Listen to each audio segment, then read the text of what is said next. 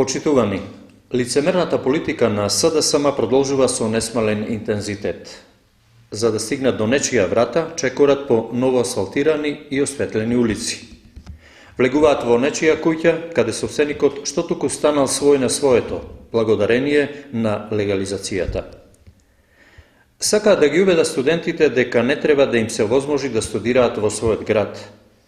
Господа, се плашите ли од образована нација? Се уште ли сметате дека со необразован народ можете лесно да владеете?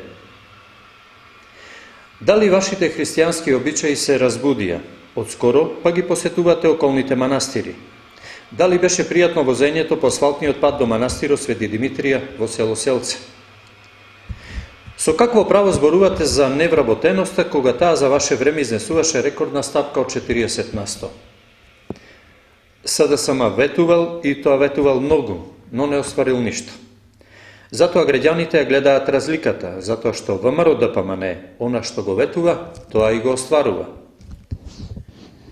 Почитувани социјалдемократи, слушаме дека пред вас Хари го представува неговиот тим, кој требало да го води Прилеп.